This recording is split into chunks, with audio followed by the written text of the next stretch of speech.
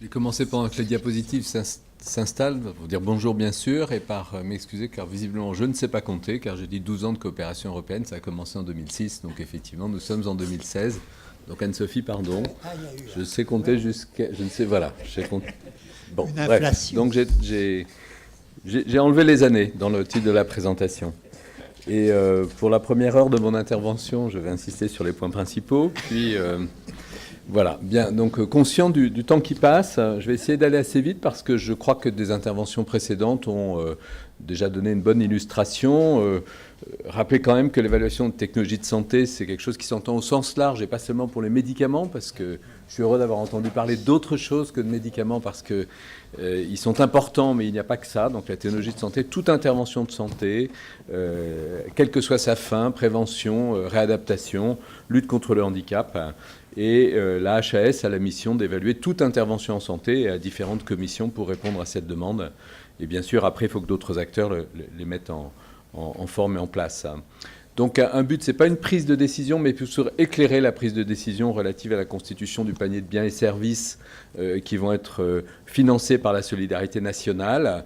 Donc c'est pour éclairer des décisions qui sont prises en Europe à un niveau national. Il n'y a pas de responsabilité, ce n'est pas en Europe qu'on décide de l'organisation, ce n'est pas au niveau de Bruxelles qu'on décide de l'organisation du système de soins français, ni pour aucun autre pays. Donc il est clair que ce conseil aux décideurs, il doit être donné par des gens proches de ce décideur, ce qui permet d'établir la confiance, un choix de critères d'évaluation qui est fait lycée libre à chaque pays. Donc nous avons en France nos propres critères, un choix de modalité, de priorité. Donc c'est important de comprendre cette nécessité de proximité.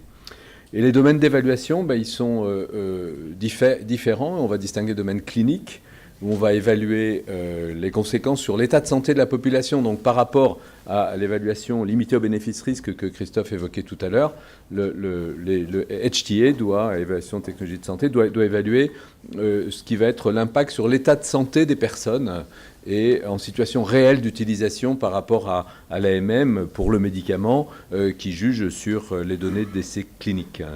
Et puis on regarde des aspects non cliniques, économiques bien sûr, mais aussi sociétaux, éthiques, tous ceux qui doivent être regardés en tant que de besoins. Alors, au niveau international, on est dans un objectif promu par l'OMS de développement des couvertures santé universelles avec les 3 dimensions du cube, donc quelle proportion de la population est couverte, quels sont les services qui sont pris en charge et quels sont les coûts qui restent à charge. Donc il y a 3 dimensions à développer pour y arriver.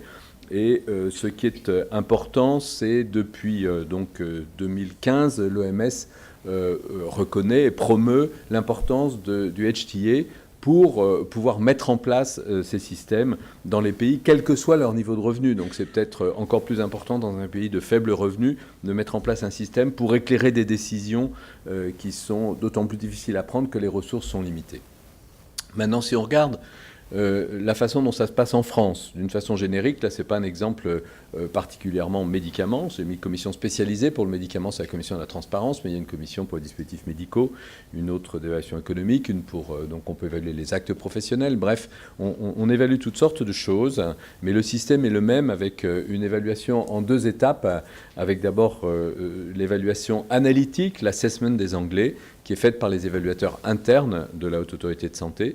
Et puis ce rapport, cet assessment, ce rapport d'analyse, il est transmis aux membres de la commission qui, eux, vont, en utilisant les critères qui ont été choisis par la France, rendre leur avis avec cette fois une évaluation d'appréciation. On va donner des notes aux médicaments et donner un avis favorable ou défavorable aux médicaments ou à n'importe quelle intervention en santé que l'on sera amené à évaluer. Et ça, c'est la partie appraisal des anglo-saxons. Et donc ça, c'est spécifique du contexte, de même que la dernière étape, celle de la prise de décision, elle est également spécifique du contexte, elle n'est pas universelle en Europe. Donc, on comprend qu'il y a des zones dans notre travail quotidien, la chaise, sur lesquelles on ne va pas avoir de partage très facile, c'est les parties qui sont spécifiques, donc la conclusion sur, en France, la SMR, etc., et puis les décisions qui resteront nationales. Par contre, on a des zones qui sont tout à fait ouvertes à la coopération, ce sont toutes les autres, et on a 2 types d'actions différents. Comment évaluer en commun? On ne va pas produire l'évaluation qui juge, l'évaluation qui note, mais on va produire le rapport qui rassemble les données disponibles en commun. c'est les joint assessments. Et puis, on va essayer d'améliorer les données pour qu'elles soient plus adaptées à répondre à nos questions, et pas seulement à évaluer pour le médicament le bénéfice-risque ou autre chose, avec des rencontres, des dialogues précoces, dont on a déjà parlé ce matin à plusieurs reprises, et aussi s'intéresser pour les médicaments et les produits pour lesquels il reste une incertitude au moment de la décision initiale, au recueil de données complémentaires. Donc voilà nos 3 zones de coopération. Alors, l'Europe, HTA en Europe, je vous propose 4 questions. Il y a un besoin commun, il y a des méthodes générales communes, mais il y a des modes d'application différents. Donc, c'est quoi les conséquences? Quelle est la photographie de l'HTA en Europe? Quels sont les problèmes que ça pose? Deuxièmement, qu'est-ce qu'on a déjà fait dans ces 10 ans de coopération européenne? Troisièmement, quelles sont les limites actuelles? Et quatrièmement, quels sont les scénarios? Et puis là, il fera nuit, donc je pense qu'on pourra conclure la réunion. Alors, en Europe, ce que je vais vous proposer vient d'un document proposé par la Commission européenne qui est sur le renforcement de la coopération européenne en matière d'HTA. J'y reviendrai à la fin, mais il est disponible déjà sur Internet et va bientôt être mis en consultation publique.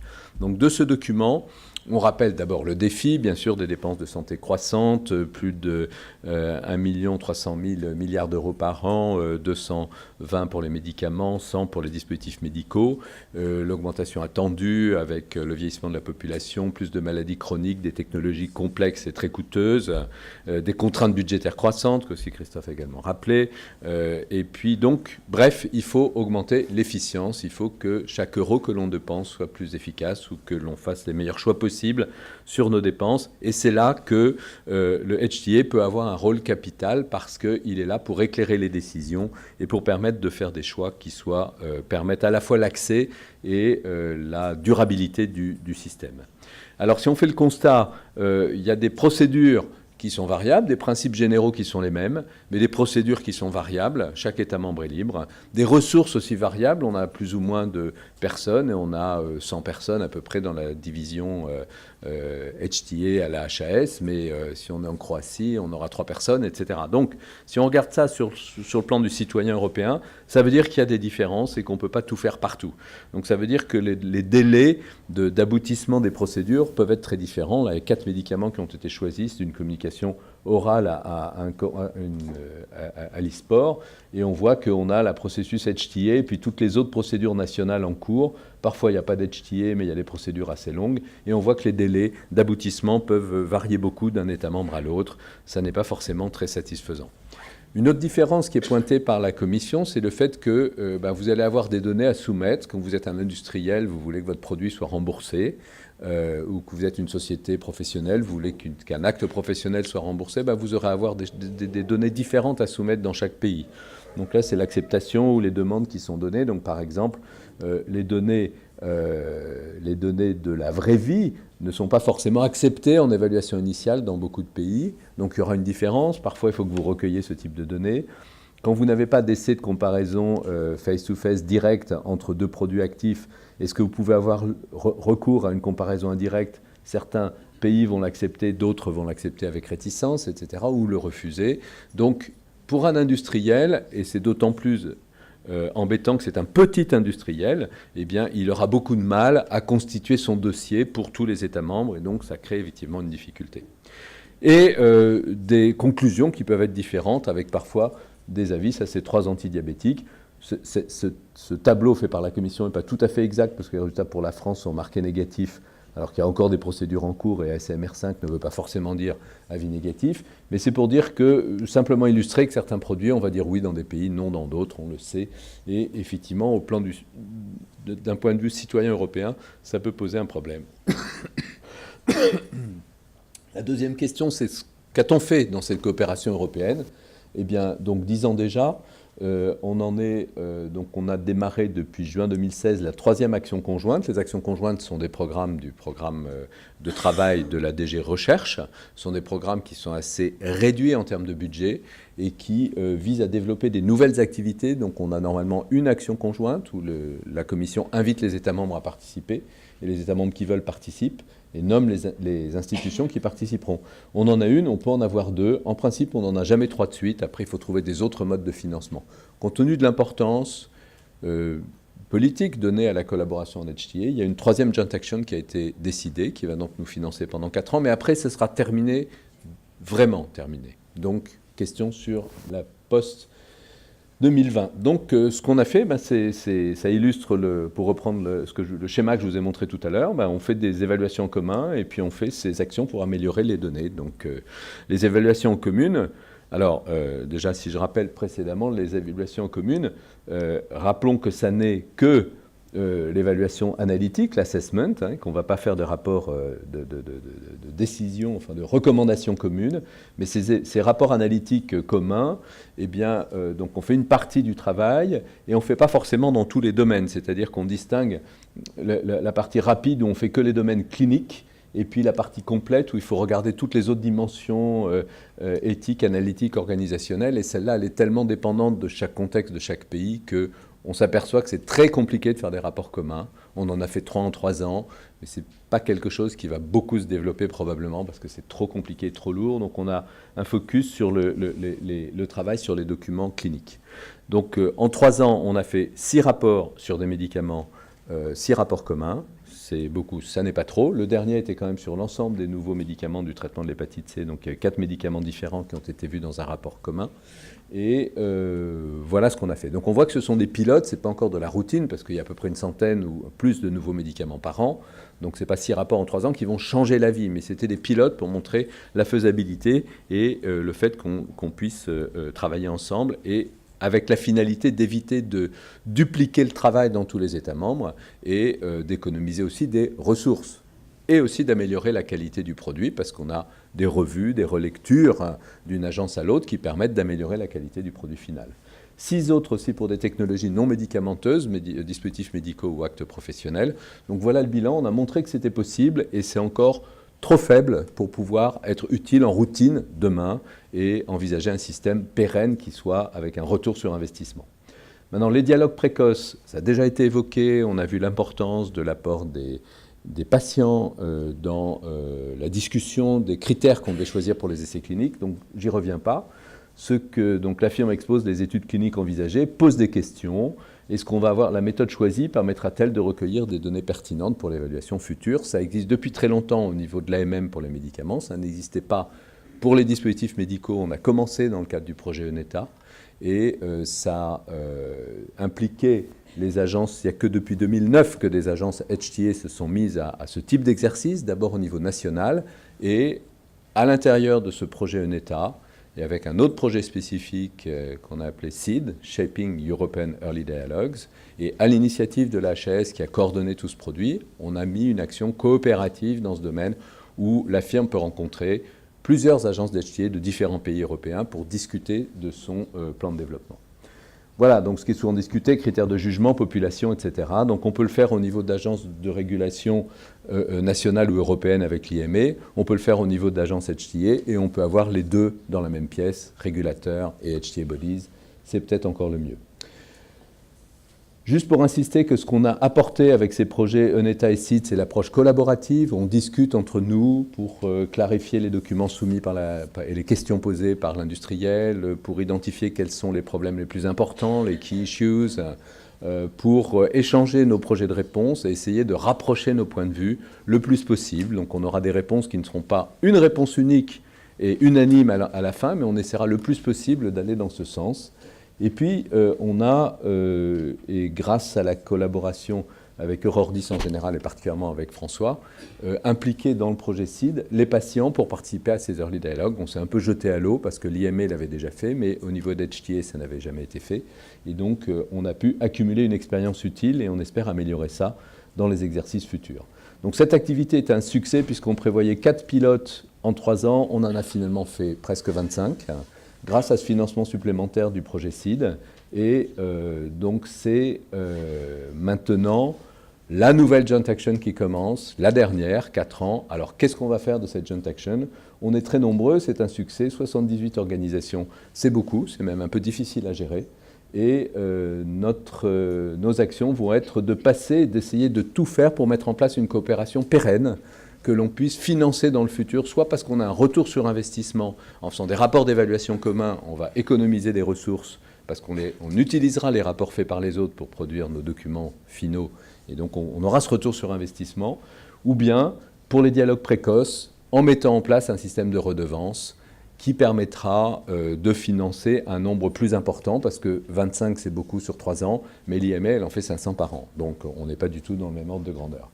Donc, et puis pour le recueil de données complémentaires, on va l'étendre aux données après l'accès initial, ces données observationnelles qui peuvent être extrêmement importantes. Donc voilà notre programme. La HAS reste leader de ce qu'on appelle un work package, celui sur les rencontres précoces et les études après les études complémentaires. On a donc maintenant à décider de ce qui se passera après 2020. Donc quelles sont les limites actuelles ? La Commission en pointe deux. La première, c'est qu'il n'y a pas assez de rapports produits et qui sont insuffisamment réutilisés au niveau national. On a tendance à rester dans sa zone de confort. On travaille avec le dossier de l'industriel comme on fait d'habitude. Et ce rapport ENETA, on le regarde un petit peu comme une chose curieuse. Donc il faut que maintenant on franchisse une étape pour pouvoir l'utiliser de façon beaucoup plus en routine et pas seulement dans des exercices pilotes.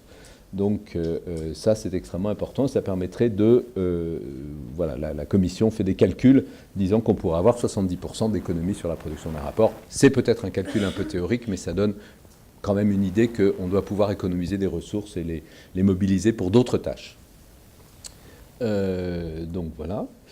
Et ensuite, pas de financement pérenne. Le financement s'arrêtera après 2020 pour, en ce qui concerne la DG Santé et les actions conjointes. Donc, qu'est-ce qu'on va faire après 2020 ? Voilà ce qui conduit la Commission à faire des propositions pour des scénarios possibles pour la collaboration pérenne. Donc, quelles sont ces propositions du document que je vous ai montré tout à l'heure ? Il y a 5 options par la Commission européenne, mais je vais aller très vite. La première, c'est on ne fait rien, donc tout va mourir tranquillement, petit à petit. Peut-être qu'on aura encore envie de se voir et de faire 2 ou 3 travaux, mais si j'interprète ça à ma façon, je dirais qu'on est à peu près sûr qu'il ne se passera plus grand-chose, voire plus rien du tout. La deuxième option, c'est on continue, mais c'est purement volontaire, on essaye de trouver un financement ailleurs, peut-être à la DG Recherche, c'est encore des financements sur des durées limitées, on essaye qu'ils soient pérennes, mais on ne voit pas comment. Et personnellement, je trouve que ça n'est pas viable, et que monter des projets comme des actions conjointes, c'est extrêmement consommateur de temps, et qu'il faut vraiment qu'on ait maintenant un projet qui roule de façon définitive et qu'on ne soit pas réobligé tous les 3 ou 4 ans de constituer un nouveau dossier, une nouvelle demande, un programme de travail, des work packages à n'en plus finir et toutes cette sorte de choses. Pitié, passons à autre chose qui soit pérenne et qui fonctionne en routine. Donc c'est là où on a 3 scénarios.